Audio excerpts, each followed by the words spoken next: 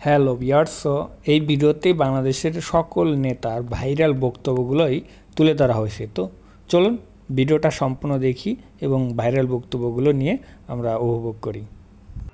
বাংলাদেশের রাজনীতিবিদরা অনেক মজার মানুষ হয়ে থাকে।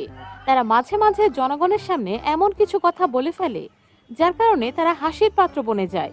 ফেরিওয়ালারা যেমন ঘুরে আর বলে চুরি বলে রাখবেন নাকি ভাই, এরকম বিদ্যুতের অবস্থা আমাদের হবে, আমাদের ঘুরতে হবে যে বিদ্যুৎ রাখবেন নাকি বিদ্যুৎ। এই লিস্টে মাননীয় প্রধানমন্ত্রী শেখ হাসিনা, সাবেক প্রধানমন্ত্রী খালেদা জিয়া এবং ওবায়দুল কাদেরের এমন কিছু বক্তব্য রয়েছে যেগুলো শোনার পর কোনোভাবেই আপনি আপনার হাসি থামাতে পারবেন না। এই অমানবিকতা অমানবিক তো যারা অনেকদিন যাবৎ মন খুলে হাসেননি তারা ঝটপট বসে যান মন খুলে হাসার জন্য। এমন মজার মজার ভিডিওস প্রতিদিন পেতে এখনই আমাদের চ্যানেলটি সাবস্ক্রাইব করে পাশে থাকা বেল বাটনটি অন করে রাখুন। এই সময় কম, শুরু করো। নাম্বার 1। তো গাইস, প্রথমেই এই ব্যক্তিকে দেখুন। এই অমানবিকতা অমানবিক আরে তো জীবাট কেমন অনামিক অনা আরে কেনা কে চাতে হো। এই ব্যক্তি কোনোভাবেই অমানবিকতা শব্দটি উচ্চারণ করতে পারছিল না। সত্যি হাস্যকর ব্যাপার। অমানবিকতা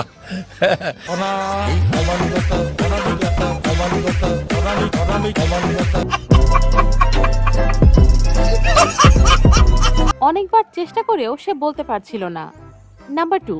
এখন এই চাচাকে দেখুন। নাম বললে চাকরি থাকবে না। আরে শালার মতো রাত চুপ থাক। এই চাচা কিভাবে সবাইকে জোর করে মোনাজাত করাচ্ছে।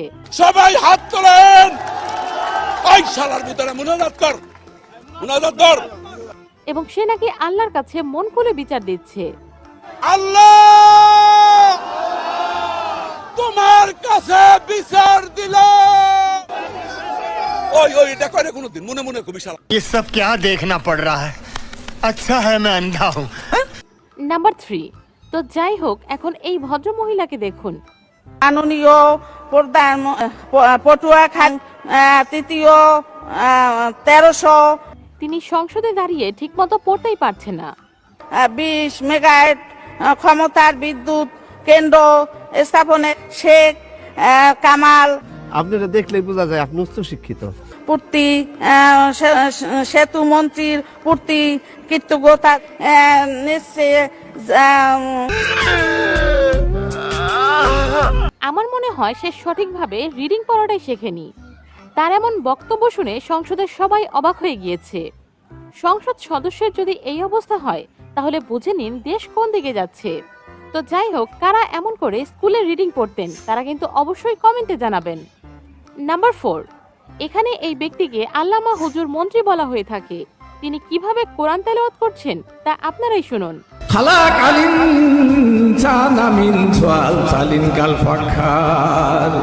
कौन है ये लोग, कहाँ से आते हैं? তিনি কি কোরআন তেলাওয়াত করছে না গান গাইছে আমি ঠিকমতো বুঝতেই পারছি না।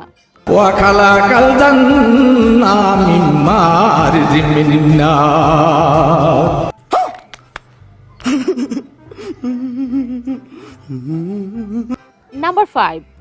এবার আসা যাক আমাদের সবার প্রিয় মমতা জাপার কাছে। সংসদে দাঁড়িয়ে মমতা জাপা এটি কি বলল তা আমার মাথায় ঢুকলো না। কুরআন শরীফের গ্রীষ্ম সেনের বাংলা থেকে শুরু করে এমন কোন বাংলা তর্জমা নাই যেটা অনেকবার না পড়েছি। তিনি সবার সামনে বলছেন তিনি নাকি ইসলামের সকল হাদিস পড়ে ফেলেছেন। এবং শুধু তাই না, সিয়াসাত হাদিস, তিরমিজি শরীফ, মেশকা শরীফ, আবু দাউদ শরীফ, বুখারী শরীফ, মুসলিম শরীফ থেকে শুরু করে এমন কোনো খণ্ড নাই। माथा नष्ट। देखा आपने लापरवाही का नतीजा है। এবং ইসলামের সকল হাদিস পড়ে তিনি গায়িকা হয়ে গিয়েছেন।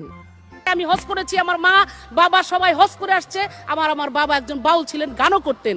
আমরা সবই করি। 5 ওয়াক্ত নামাজ পড়েন, কপালে দাগ পড়ে গেছে, আপনি তো সেলসেলায় বেচতে যাইবেন। তো দর্শক, মমতা জাপার কথা শুনে আপনি নিশ্চয়ই বুঝে গিয়েছেন তিনি কতটা হাদিস বিশেষজ্ঞ হয়ে গেছেন। তার কাছে মিজানুর রহমান আজহারিও ফেল। নাম্বার 6। তো এই মন্ত্রী সংসদে দাঁড়িয়ে কি বলছে তা শুনুন। এবং 1916-17 অর্থ বছরের সম্পূরক বাজেট মাননীয় মন্ত্রী 2016-17 কয় কি 2016-17 অর্থ বছর বলা বাদ দিয়ে 1916-17 অর্থ বছর বলছে। এ কেমন মন্ত্রিত্ব তা আমার মাথায় ঢুকলো না। নাম্বার 7, তো এইখানে এই হুজুর কি দোয়া করছে তা আপনারা একবার শুনুন। জাতির জনক এবং তার পরিবারকে যারা হত্যা করেছে, আল্লাহ সকলকে তুমি জান্নাত দান করে দিও আল্লাহ। তিনি আল্লাহর কাছে দোয়া করছে বঙ্গবন্ধু এবং তার পরিবারকে যারা হত্যা করেছেন তাদেরকে যেন আল্লাহ জান্নাত নসিব করেন। নাম্বার 8, এই মহিলার বক্তব্য শুনুন। বেগম খালেদা জিয়া 2008 সালে তত্ত্বাবধায়ক সরকারের কোলে উঠেছেন, আবার কি কোলে ওঠার সাহায্য। তিনি সবার সামনে বলছেন বাংলাদেশের সাবেক প্রধানমন্ত্রী খালেদা জিয়া নাকি তত্ত্বাবধায়ক সরকারের কোলে উঠেছেন। তো এটি কেমন কোলে ওঠা তা আমি বুঝতে পারলাম না। নাম্বার 9, আবারও চলে এসেছেন মমতা জাপা। তিনি এবার বিদ্যুৎ নিয়ে কি বলছেন তা শুনুন।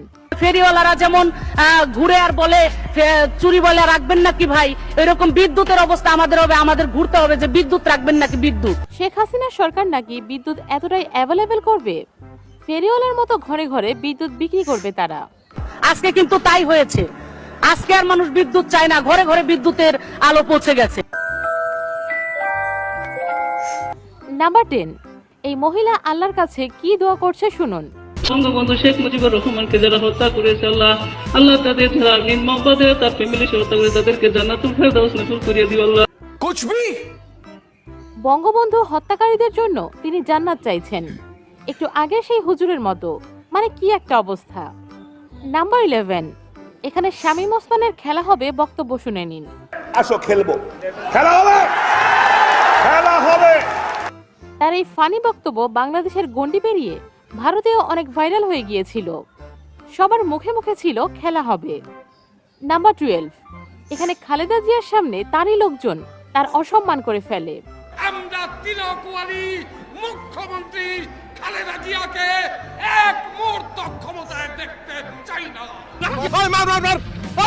নিচে ভালা পারা, আরে পারা। এখানে খালেদা জিয়া বসে আছে আর তারই লোক বলছে তাকে ক্ষমতায় দেখতে চায় না।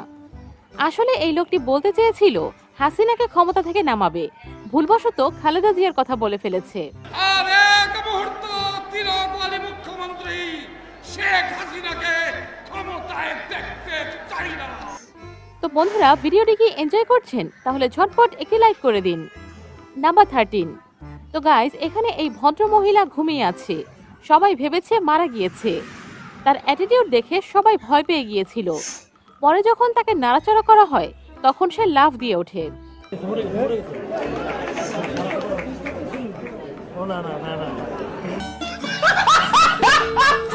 আসলে তার তখন আবেগ কাজ করছিল, বিবেক কাজ করেনি। নাম্বার 14, মাননীয় প্রধানমন্ত্রী শেখ হাসিনা মাঝে মধ্যে এমন সব বক্তব্য দিয়ে বসেন, হাসবো নাকি কাঁদবো বুঝতে পারি না। এক ইন্টারভিউতে তিনি বলেছিলেন তিনি নাকি মাংসের বদলে কাঁঠাল খেয়ে থাকেন। কাঁঠালে কাবাব করি, মাংসের পরিবর্তে কাঁঠালটা দিয়ে আমরা ওই স্বামী কাবাব বানানো বা বার্গার বানানো। মানে এটা কোনো কথা?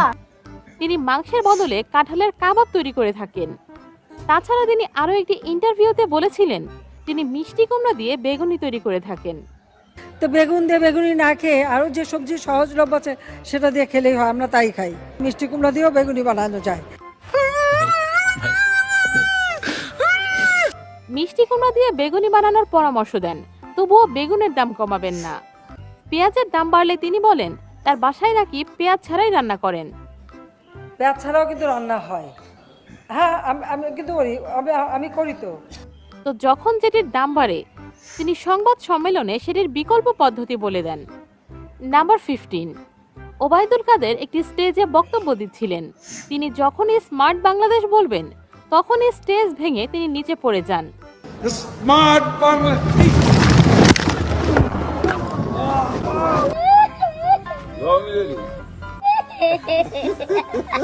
তার স্বপ্নের স্মার্ট বাংলাদেশ আর পূরণ হলো না। মাঝে মাঝে তিনি এমন সব কথা বলে ফেলেন যার কারণে তাকে অনেক মিমসের শিকার হতে হয়।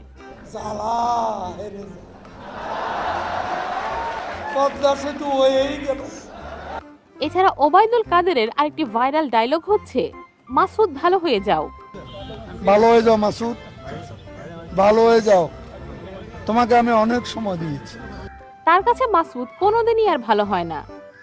তুমি এখানে এসে আবার কি পুরনো খেলা শুরু করছো? তুমি কি কোনোদিনও ভালো হবে না? नहीं। তো গাইস, আপনারা দেখতেই পেলেন রাজনীতিবিদরা কতটা ফানি হয়ে থাকে। ভিডিওটি শুধুমাত্র আপনাদের মজা দেওয়ার উদ্দেশ্যে বানানো হয়েছে, বিষয়টিকে কেউ পার্সোনালি ভাবে নেবেন না। অনেকদিন যাবৎ যুদ্ধ বিদ্রোহের নিউজ দেওয়ার পর আপনাদের একটু হাসানোর চেষ্টা করলাম আর কি। তো বন্ধুরা, আজ এখানেই শেষ করছি। ভিডিওটি ভালো লাগলে একটি লাইক, কমেন্ট, শেয়ার করতে কিন্তু একদমই ভুলবেন না। তো ভিডিওটা যদি ভালো লাগে তাহলে অবশ্যই আমাদের চ্যানেলটা সাবস্ক্রাইব করবেন। সবাই ভালো থাকুন।